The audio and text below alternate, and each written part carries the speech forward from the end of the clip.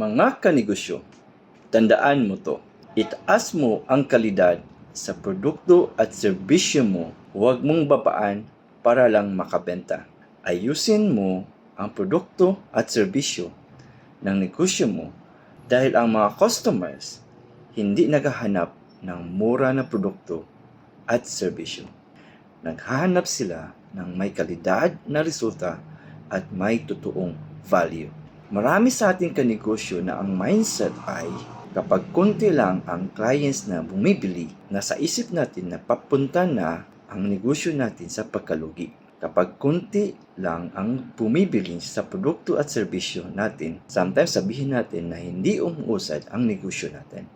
Kanegosyo, alam ko ang totoo mong nararamdaman. Sometimes, sa pagnenegosyo, na-experience natin na walang nag-i-inquire. Kunti lang ang bumibili sa produkto at serbisyo natin. Kaya most of the time, pumapasok sa isip natin, humihina na ang benta ng negosyo ko. Pero tuloy-tuloy ang renta, kuryente at sahod. Ano ba ang gagawin ko? At dito, nagsimula ang mali na pag-iisip natin. Nag-iisip tayo na babaan ko kaya yung presyo ng produkto at serbisyo ko? Or magpapadiscount kaya ako? Or magpa-promo kaya ako? Like buy one, take one. Na alam mo na konti lang ang kikitain mo. O ang mas masakit pa, ibaba mo yung kalidad ng produkto at serbisyo mo para lang makabenta ka. Kanegosyo, if gawin mo to sa umpisa, gagana yan. Maybe, dadami ang mga inquiries, dadami ang mga clients mo, dadami ang bibili, kasi buy one, take one, no? Makaengganyo talaga ito. Pero pakinggan mo to kanegosyo.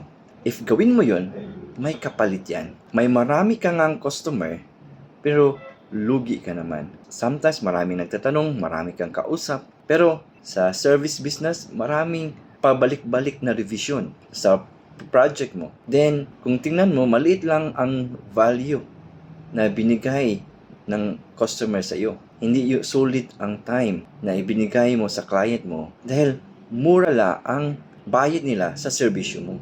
Hanggang sa dumating ka sa puntong pagod ka na sa buong araw. At ang worst pa, if tingnan mo yung cash flow mo, wala ka palang kita. Nabing break even ka pala, o minsan lugi pa. Marami kang clients, naging busy ka, pero hindi ka umuusad. Linawin natin ito kanegosyo. Hindi ka tamad, hindi ka kulang sa sipag. Minsan, mali lang ang klase ng clients na tinatanggap mo.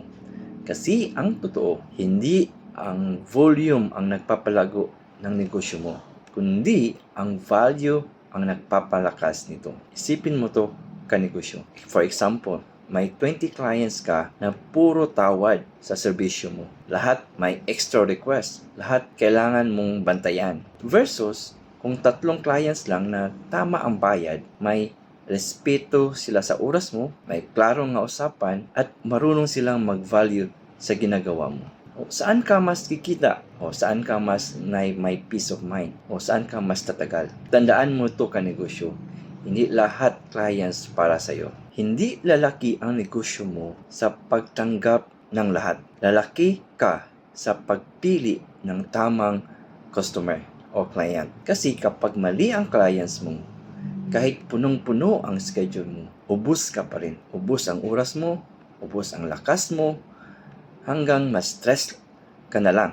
No? Pero kapag tama ang clients mo, kahit kunti lang sila, magkaroon ka ng malinis na kita, malinaw na sistema, at may lakas ka pang lumaki at lumago ang negosyo mo. Kaya tandaan mo to kanegosyo. Itaas mo ang kalidad ng produkto at serbisyo mo. Huwag mong babaan para lang makabenta. Ayusin mo para mas lalo kang piliin ng customer or clients mo. Dahil ang tamang customers, hindi naghahanap yan ng mura. Naghanap sila ng kalidad na resulta.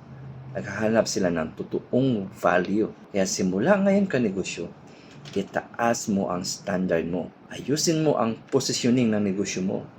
Linawin mo ang value ng produkto at serbisyo mo. at panindigan mo ang presyo mo. Kasi sa dulo ng lahat, mas mabuting kunti lang ang clients mo pero kumikita ka naman ng maayos kaysa marami kang clients pero ikaw naman ang nauubos.